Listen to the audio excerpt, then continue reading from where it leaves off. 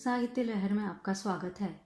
आज आप सुनेंगे मालती जोशी जी की कहानी तहद्दे नज़र एक बयाबान सा क्यों है। कहानी शुरू करने से पहले मेरा आपसे विनम्र अनुरोध है कि अगर आपको मेरा वाचन पसंद आए तो वीडियो को लाइक और शेयर ज़रूर कीजिए, और अगर सब्सक्राइब नहीं किया है तो सब्सक्राइब कर लीजिए। आपका हर एक सब्सक्रिप्शन, हर एक लाइक मेरा मनोबल बढ़ाता है। धन्यवाद। आइए अब कहानी सुनते हैं। सामने की बर्थ पर बैठा व्यक्ति मुझे लगातार देखे जा रहा था। कभी मेरी, कभी पत्नी की नज़र बचाकर उसका घूरना जारी था। उसकी वह दृष्टि मुझे असहज बना रही थी। इस उम्र में इस तरह घूरा जाना बड़ा अटपटा लगता है। जब उम्र थी तब भी तो किसी ने इतनी तवज्जो नहीं दी थी। मैं तो इसी हीन बोध को लेकर बड़ी हुई हूँ। रास्ते में भूले भटके कभी कोई फप्ती कस देता और मैं घर आकर बताती तो बड़ी भाभी कहती, लो और सुनो, इन्हें भी लोग छेड़ने लगे हैं। छोटी तो खिलखिलाकर हंसी पड़ती, क्या चॉइस है। कॉलेज पहुंचकर ये कुंठा थोड़ी और गहरी हो गई थी और लड़कियों के आसपास भौरे की तरह मंडराने वाले लड़के मेरी तरफ झांकते भी नहीं थे। इस उपेक्षा से मैं अपने आप को बहुत आहत और अपमानित महसूस करती थी। इसलिए किसी का इस तरह एकटक देखना मुझे अजीब लग रहा था। आदत जो नहीं थी। कुछ देर बाद उनकी पत्नी उठकर शायद टॉयलेट तक गई थी। तब उन्होंने गला साफ किया और किंचित आगे झुककर कहा, एक्सक्यूज मी। मुझसे कह रहे हैं? मैंने जानबूझकर अनजान बनते हुए पूछा। जी हाँ, बिल्कुल आप ही से कह रहा हूँ। क्या आप मिस जौहरी हैं? मिस रेखा जौहरी? अपने इस नाम को लेकर भी तो मैंने कितने कमेंट सुने हैं। खैर, उस विचार को परे धकेल कर मैंने उन्हें ध्यान से देखा।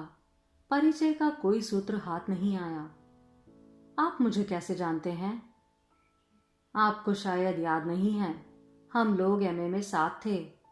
MA English, professor Chaudhary, professor Desh Pandey और डॉक्टर मल्लिकार्जुन सर। वो सब तो मुझे याद है, पर आपको पहचान नहीं पा रही हूँ। सॉरी।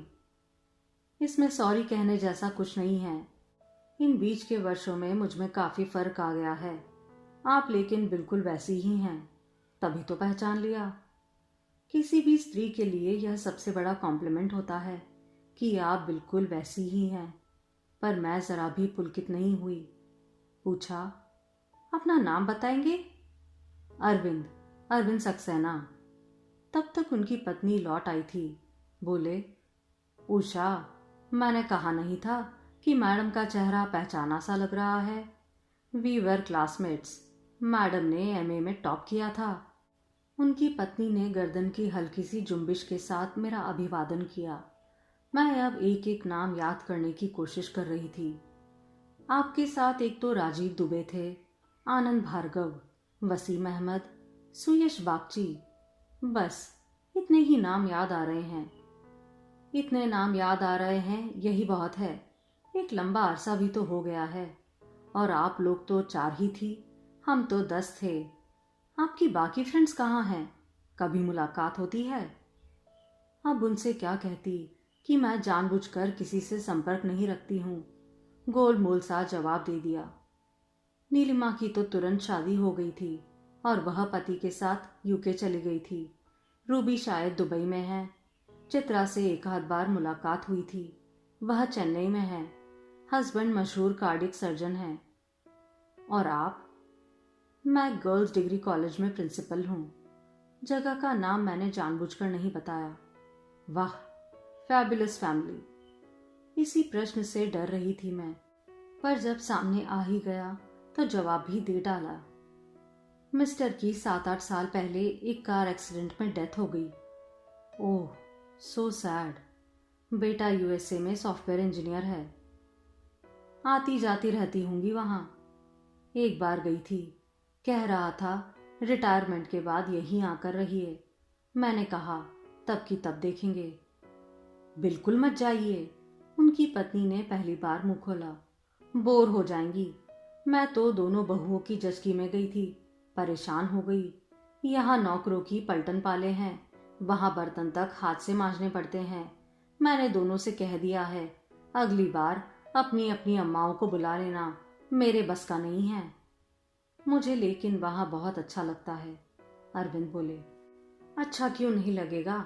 आपको क्या फर्क पड़ता है? जैसे यहाँ हर चीज हाथ में रखी मिलती है, वहां भी मिलती थी, पर एक तो मेरी होती थी ना। एक बात अच्छी है, वहां पुरुष भी बराबरी से काम में हिस्सा बांटते हैं, मैंने कहा। प्लेट धोने से लेकर बच्चों की नापी बदलने तक सब कर लेते हैं। वे अमेरिकन पति होते हैं, पर ये तो शुद्ध भारतीय पति है ना।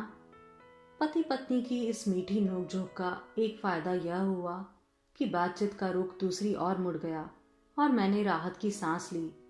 परिचय के सूत्र नए सिरे से जुड़ जाने के बाद यह स्वाभाविक था कि हम लोग खाना साथ में खाने के दौरान भारत के विभिन्न खाद्य संस्कृतियों पर बात करती रही। मेरे इस ज्ञान कोश को देखकर वे लोग चकित थे। खाने के बाद मैंने तुरंत सोने की तैयारी कर ली। सेकंड एसी में यात्रा करने का एक फायदा यह भी है कि आप जब चाहे जितनी देर चाहे सो सकते हैं। इसके लिए आपको नीचे ऊपर वालों की सुविधा का विचार नहीं करना पड़ता। इतनी जल्दी सोने की आदत नहीं थी, फिर भी मैं दम साधे पड़ी रही। मैं किसी भी बहाने अपनी जीवन गाथा के पृष्ठ उन लोगों के सामने खोलना नहीं चाहती थी। आज यह व्यक्ति अपनी पत्नी के सामने मेरे साथ बड़े आदर से पेश आ रहा है, पर कॉलेज के ज़माने में इन लोगों का पूरा ग्रुप मुझे किस हेय दृष्टि से देखता था, यह मैं भली जानती हूँ। यह मैं भूली नहीं हूँ। सब लोग मेरी बुद्धि का लोहा मानते थे, मानना ही पड़ता था, पर अपमानजनक टिप्पणियां भी कसते थे। किसी दिन अगर चित्रा और नीलिमा गोल कर जाती थी तो पूरी क्लास आहें भरने लगती थी। आज तो यार सूखा पड़ गया है, सारी रौनक ही गायब हो गई है। एक बार चौधरी सर ने वह फुसफुसाहट सुन ली और कसकर डांट लगाई थी। If you are not serious about your studies, please don't attend my class. I will mark you present. पर लड़कियों पर डोरे डालने के लिए मेरे पीरियड का उपयोग मत किया करो। सर के जाने के बाद इस विषय पर गहन चर्चा हुई थी। किसी ने कहा था, यार सर तो सुपर इमेजिनेटिव है, डोरे डालने लायक लड़कियां भी तो हो। इस बात पर एक सम्मिलित ठहाका लगा था। बात किसने कही थी यह पता नहीं, पर हंसी में तो सभी शामिल थे, ये अरविंद सक्सेना भी। इसे अपनी कहानी सुनाकर मैं सहानुभूति नहीं लेना चाहती थी। मैं उपहास बर्दाश्त कर सकती हूँ, सहानुभूति नहीं। मेरी शादी को लेकर शुरू से ही सब लोग बहुत चिंतित थे, घर के भी और बाहर के भी। ऐसे मामलों में कई बार बाहर वाले लोग जरा ज्यादा ही फिक्रमंद होने लगते हैं, जबकि उन्हें कोई सरोकार नहीं होता है। काजीजी दुबले क्यों वाला मामला होता है। पर मेरी शादी में आए हुए लोग विस्मित चकित थे। ऐसी लड़की के भाग्य में ऐसा घर, ऐसा वर। कईयों के दिल पर तो सांप लौट गया। किसी दिल जली आत्मा ने कहा भी, अरे बड़े आदमियों की लड़कियां देखकर नहीं, तौल कर ब्याही जाती है। निमंत्रितों में खुश होने वालों की अपेक्षा ताज्जुब करने वाले लोग ज्यादा थे। और ऐसा भी नहीं है कि हरेक के मन में से दुआ ही निकलती हो या कि सबकी नजर पाक साफ हो। 6 महीने में ही असर सामने आ गया। पति देव से ठीक से परिचय भी नहीं हो पाया था और वे ड्यूटी पर लौट गए। फिर 6 महीने तक मैं ससुराल और पीहर के बीच हिंडोले की तरह झूलती रही। शादी के बाद साल भर तक तीज त्योहार चलते ही रहते हैं, पर किसी भी त्योहार पर श्रीमान जी ने दर्शन नहीं दिए। छुट्टी का शाश्वत बहाना था। वे तीज पर नहीं आए थे, पर जब करवा चौथ पर भी नहीं आए तो पापा का माथा ठनका। पापा ने बड़े भाई साहब को मेरे ससुराल भेजा। कहा कि उसे लेकर सीधा प्रोजेक्ट साइट पर जाओ और याद रखना किसी को कानो कान खबर ना हो। भाई साहब पसोपेश में पड़ गए। बोले, तुम्हारे सास ससुर को तो मैंने समझा दिया है कि मैं तुम्हें लेने आया हूँ, पर जमाई बाबू को तो सच्चाई बतानी पड़ेगी ना। वह प्रोजेक्ट साइट रेलवे स्टेशन से 35-40 किलोमीटर दूर जंगल में है। मैं तुम्हें लेकर वहां भटकता फिरूंगा। लिहाजा उन्हें फोन किया गया। वे बकायदा स्टेशन पर लेने पहुंचे। यूं तो स्टेशन से बसें भी चलती थी, पर वे हमारे लिए जीप लेकर आए थे। 6 महीने बाद ही सही, अपने घर जाने की उमंग मुझ में हिलौरे ले रही थी। मैंने मन ही मन अपने घर को सजाना संवारना शुरू कर दिया था, पर घंटे भर बाद ही मेरे सारे उत्साह पर पानी फिर गया। वे हमें लेकर प्रोजेक्ट के गेस्ट हाउस में पहुंच गए थे। वहां 2 सूट हमारे लिए रिजर्व थे। उन्होंने कहा कि मेरा घर तो बैचलर्स का अड्डा बना हुआ है, हम 4 लोग साथ में रहते हैं। पहले से कुछ पता होता तो कुछ मैनेज कर लेते, अब 3-4 दिन तो लग ही जाएंगे। भाई साहब कुछ नहीं बोले, बस शाम की गाड़ी से चले ही गए। उनका काम खत्म हो गया था। 4 दिन फिर हमने गेस्ट हाउस में ही बिताए। ये बोले, तुम्हें हनीमून पर नहीं ले जा सका था ना, चलो यहीं हनीमून मनाते हैं। हनीमून हमारा गेस्ट हाउस के कमरों में ही मन रहा था। मेरा बहुत मन था साइट देखने का, दूर से ही सही अपना घर भी देखना चाहती थी, पर वे खुद भी ड्यूटी पर नहीं गए, ना अपने दोस्तों से मिलवाया। बोले, मैंने बॉस से permission to live in quarters ले ली है, रूममेट से भी कह दिया है, जल्दी से अपना इंतजाम कर ले। 5वें दिन सुबह ये बुरा सा मुंह बनाकर बोले, एक प्रॉब्लम आ गई है, तुम्हें घर जाना पड़ेगा। कैसी प्रॉब्लम? माँ बीमार है। किसकी? मेरी और किसकी? आपकी माँ बीमार है और आप नहीं चलेंगे? मेरा तो मुश्किल लगता है, अभी अभी 4 दिन की छुट्टी ले चुका हूँ। मैं कुछ देर चुप रही, फिर एकाएक मैंने पूछ लिया, ये आंख मिचोली आप कब तक खेलेंगे? कैसी आंख मिचोली? आपको क्या लगता है आपने किसी 5वीं फेल अनपढ़ गवार से शादी की है? इसमें पढ़ाई की बात कहां से आ गई? 6 महीने तक आप अपने लिए स्वतंत्र घर का इंतजाम नहीं कर सके। इस बात पर ना भाई साहब ने यकीन किया था, ना मैंने। वे तो चुपचाप चले गए। But I have come here to stay. मैंने स्टे पर अतिरिक्त जोर देते हुए कहा, नाउ कम क्लीन। वे कुछ देर तक भौचक से मुझे देखते ही रह गए। उन्हें शायद पहली बार एहसास हुआ कि उनके सामने जो औरत खड़ी है वह अंग्रेजी में एमए है और कॉलेज में पढ़ा रही है। वे पहले तो कुछ सकपका गए, मेरी नज़र का सामना करने से कतराते रहे, फिर हिम्मत बटोर कर बोले, सच सुनना चाहती हो ना? इतना साहस है तुम में? मैंने पिछले 6 महीने में इतनी घोर मानसिक यातनाएं झेली है कि अब मैं कुछ भी सुनने के लिए तैयार हूं। तो सुनो, यह शादी मैंने अपनी मर्जी से नहीं की थी, मुझे मजबूर किया गया था। किसने? मेरे पूज्य पिताश्री ने। मुझे तुम जरा भी अच्छी नहीं लगी थी, पर मेरे पिताजी को वह दहेज बहुत अच्छा लगा था जो तुम साथ लाने वाली थी। उससे मेरी दोनों बहनें पार लग सकती थी, इसलिए मुझे मजबूर किया गया। उन कष्टों का वास्ता दिया गया जो घर वालों ने मेरे लिए उठाए थे। उस खर्चे का ब्यौरा दिया गया जो मेरी पढ़ाई पर हुआ था। मुझे बेटे का, भाई का फर्ज समझाया गया। मेरी पूरी तरह घेराबंदी कर ली गई। आखिरकार मुझे हथियार डाल देने पड़े। मैंने शादी के लिए हाँ तो कर दी, पर तभी सोच लिया था कि यह घर मैं हमेशा के लिए छोड़ दूंगा। बैठे रहे अपनी बहू और दहेज को लेकर, मैं इस तरफ झांकूंगा नहीं। मुझे लगा जैसे मेरे पैरों के नीचे की धरती धंस गई है और मैं किसी गहरे गर्त में डूबती जा रही हूँ। अगर वे कहते कि मेरा मन कहीं और है, यह शादी मैंने मजबूरी में की है, तब भी मुझे इतना आघात नहीं होता। हनीमून के वे 4 सुनहरे दिन, 4 रंगीन रातें भूत प्रेतों की तरह मुझे घेर कर खड़े हो गए। दम सा घुटने लगा मेरा। बड़ी मुश्किल से मैंने अपने आंसुओं को लौटाया और बहुत ही स्पष्ट आवाज में कहा, आपको आपकी रकम मिल गई है ना? मुझसे शादी करने का मुआवजा आप पा ही गए हैं ना? अब एक उपकार और कीजिए, मुझे तुरंत मेरे घर भेज दीजिए।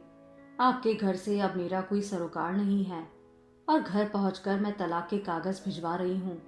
कृपया उन पर दस्तखत करके भिजवा दीजिए। And thanks for everything. मैं इतनी जल्दी और वो भी अकेले लौट आऊंगी ऐसा किसी ने सोचा भी न था।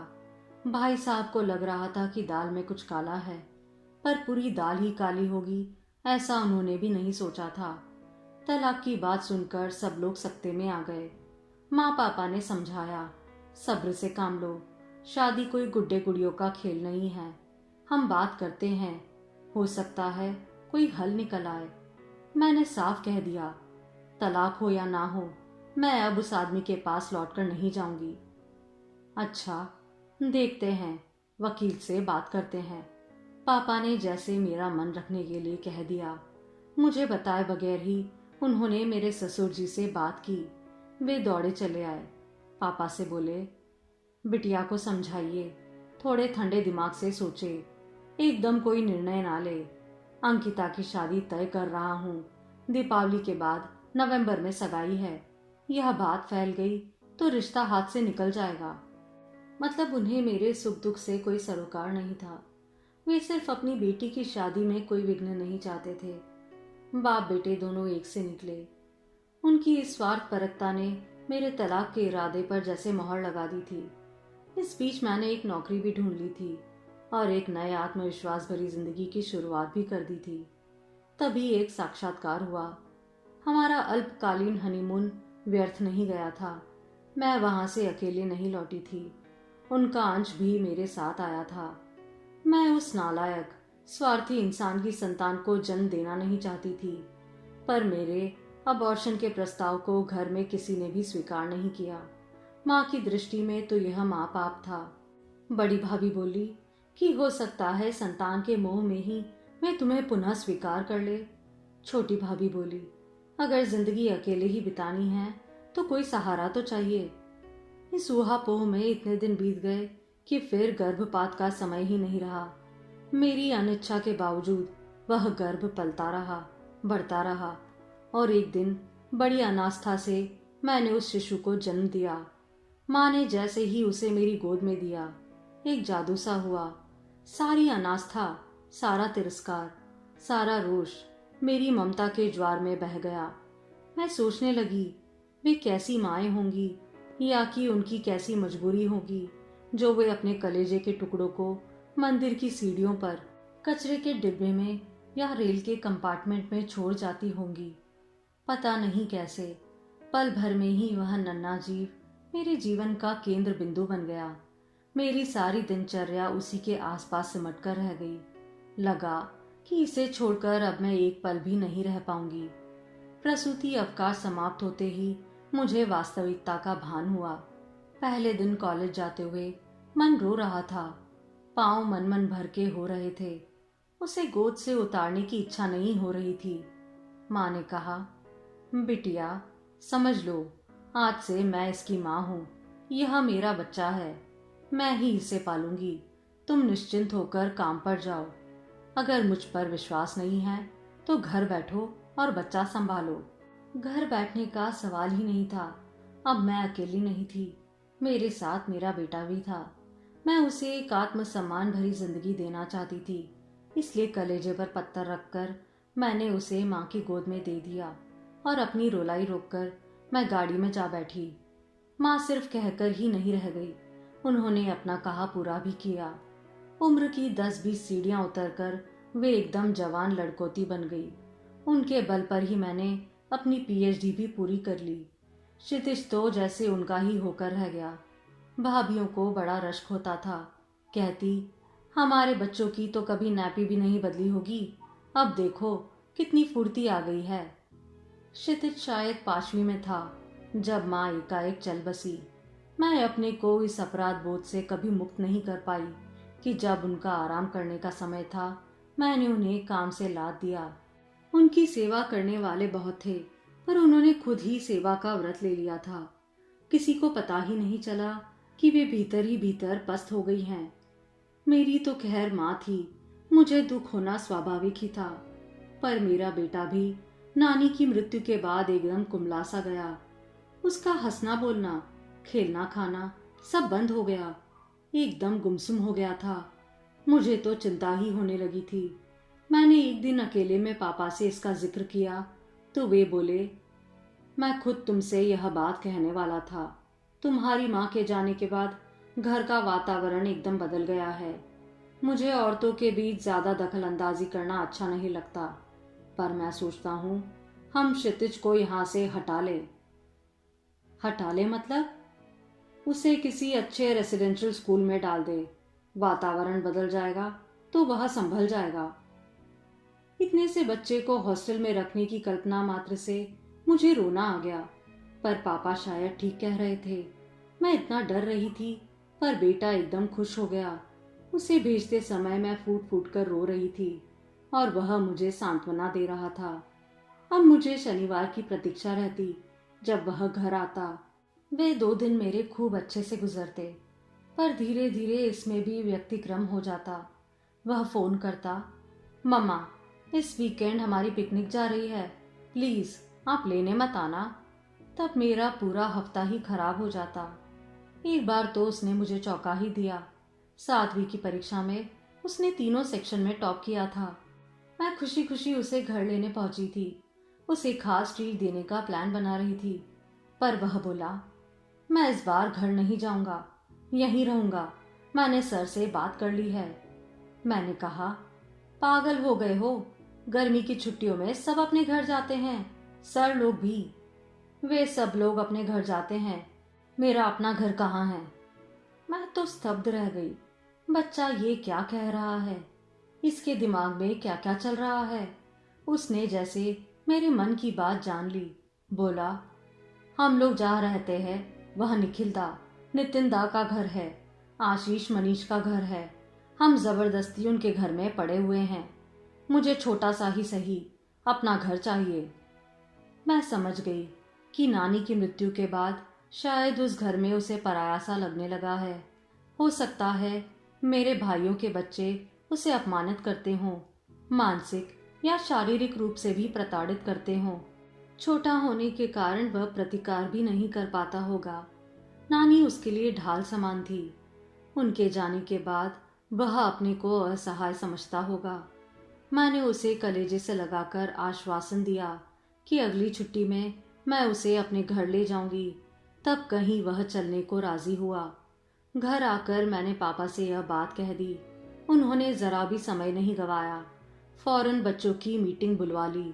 कहा, तुम्हारी माँ तो चली गई, मेरा भी अब ठिकाना नहीं है, किसी भी दिन बुलावा आ सकता है। सोचता हूँ अपने सामने ही जो जिसको देना है दे जाऊं, बाद में झंझट ना हो। रेखा को मैं कोई कैश नहीं दूंगा, उसके बदले एक घर खरीद देता हूँ, बाकी गुजारे के लिए उसकी नौकरी है ही। पापा के सामने किसी को बोलने की हिम्मत नहीं थी। बाद में भाभियां भुनभुनाती रही, बिटिया का दान दहेज तो खत्म ही नहीं होता है, चलता ही जा रहा है। इतने सालों से यहाँ रह रही है, उसका क्या। पता नहीं कैसे पापा ने यह सुन लिया, या कि उन्हें सुनाने के लिए ही कहा गया हो। गरज कर बोले, बिटिया रानी अपने बाप के घर में बैठकर अपने बाप की कमाई खा रही है, किसी और के बाप की नहीं। अच्छा हुआ कि इस बहाने पता चल गया कि तुम लोगों के मन में कितना जहर है। अब तो अपने मरने से पहले ही उसका इंतजाम करके जाऊंगा। बरसों की प्रतीक्षा के बाद हमें अपना घर मिल गया था। माँ बेटे की खुशी का अंत नहीं था। कुछ दिनों के लिए पापा भी हमारे साथ आकर रह लिए थे, जिससे बड़ा सहारा मिल गया था। बस एक ही कसक थी, इस प्रसंग में भाभी लोगों से बेवजह मनमुटाव हो गया था। जीवन का एक नया अध्याय शुरू हो गया था। इतने दिनों तक मैंने अपनी कई इच्छाओं को दफन कर दिया था, वे अब फिर जी उठी थी। मैंने बड़े जतन से अपने घर को अपनी रुचि के मुताबिक सजाना संवारना शुरू कर दिया था। बेटा भी उत्साह से मेरा हाथ बटा रहा था। यह एक 2 बेडरूम का छोटा सा फ्लैट था। पापा के विशाल बंगले से उसकी कोई तुलना नहीं थी, पर जैसा भी था, ये हमारा अपना घर था। यह अपनेपन का एहसास ही हमें खुशी से भर देता था। बरसों बाद मैंने किचन का रुख किया था। मुझे तो क्षितिज की पसंद नापसंद का भी पता नहीं था। पहले सब माँ करती थी, बाद में वह हॉस्टल चला गया था। मैंने नए सिरे से अपने को गृहिणी के रूप में ढालना शुरू किया। इतने दिनों तक रसोई में सिर खपाने का ना वक्त था ना शौक। अब उसमें मजा आ रहा था। उसकी पसंद की चीजें बनाकर उसे खिलाने में एक अजीब सा आनंद, अजीब सी तृप्ति मिल रही थी। उसके लिए मैं रेसिपी बुक खंगाल रही थी, टीवी से पाक विधियां उतार रही थी। बस एक ही डर बना रहता था, कहीं वह अपने पापा के बारे में ना पूछ ले।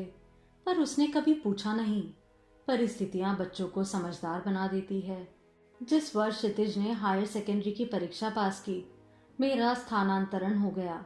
अपना शहर छोड़ने का जरा भी दुख नहीं हुआ, बल्कि खुशी ही हुई।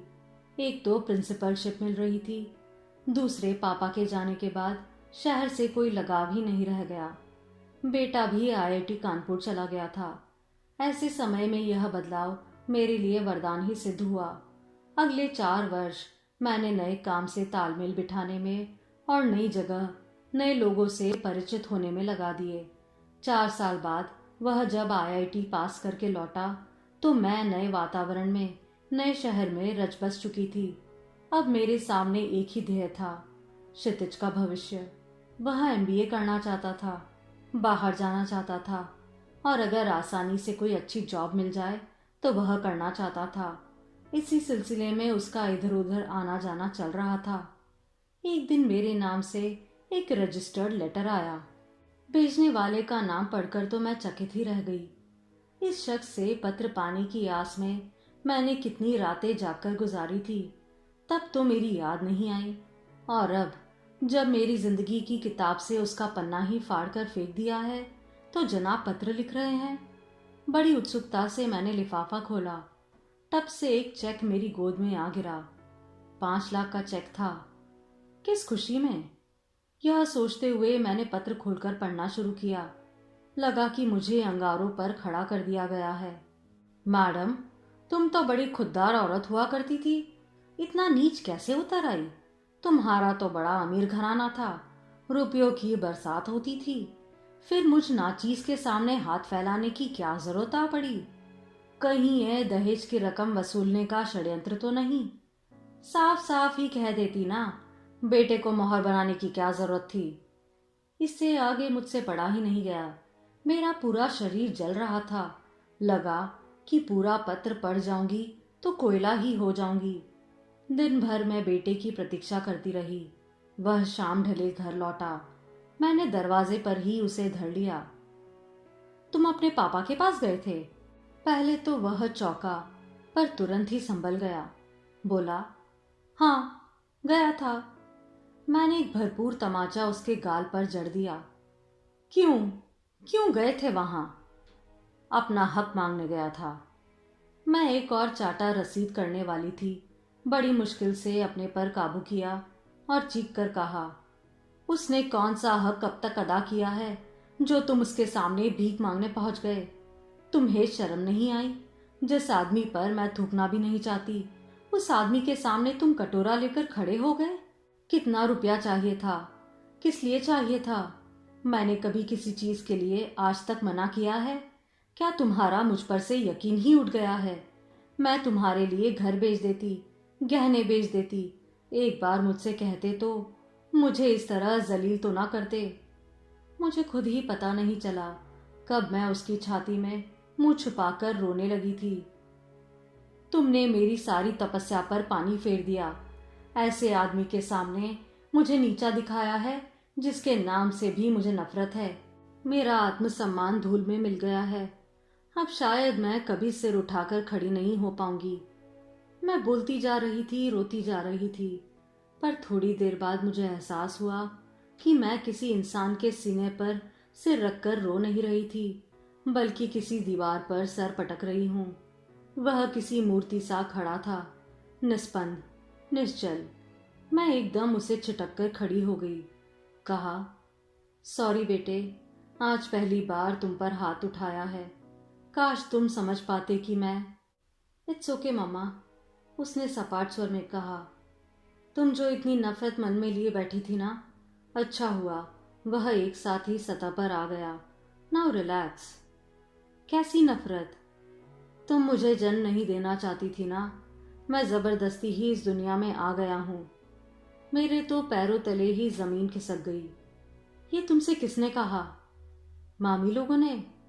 अगर इस समय वे दोनों मेरे सामने होती, मैं उनका मुंह नोच लेती या गला दबा देती, पर इस समय असहाय क्रोध में थरथराने के सिवा मैं कुछ ना कर सकी।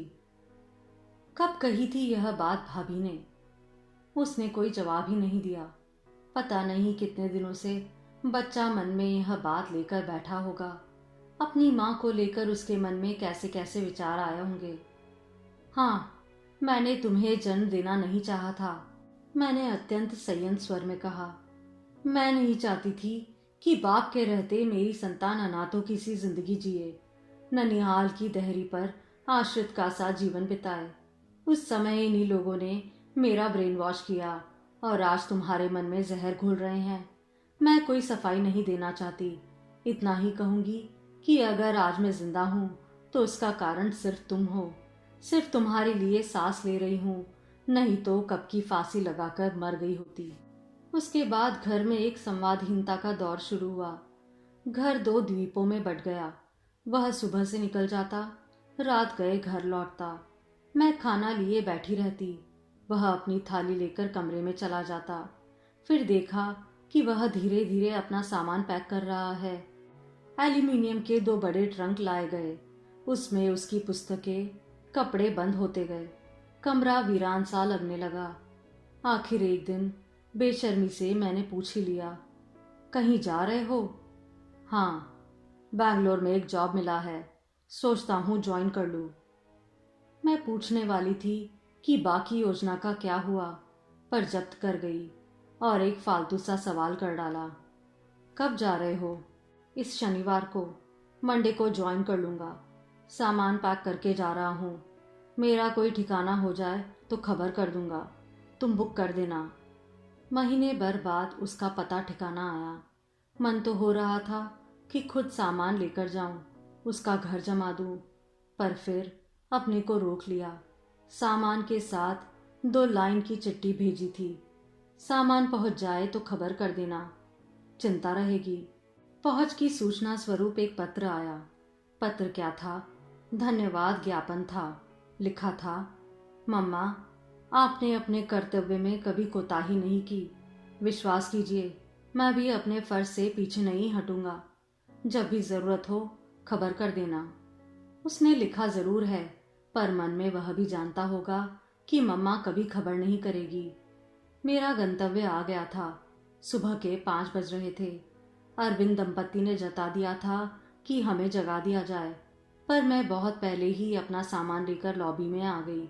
इस परिचय को मुझे यहीं तिलांजलि देनी थी। मैंने मन ही मन उनसे क्षमा मांग ली, इसलिए भी कि मैंने उनसे झूठ बोला था। वैसे वह एकदम झूठ भी नहीं था। जिस पति का होना न होने के बराबर हो, उसे स्वर्गवासी कह देने में क्या हर्ज है। और रही बेटे की बात, तो मेरे लिए बैंगलोर भी यूएसए हो गया है। पता नहीं वहां कब जा पाऊंगी, मिलेगा भी कि नहीं, कौन जानता है। आप सुन रहे थे मालती जोशी जी की कहानी तहद्दे नज़र एक बयाबान सा क्यों है।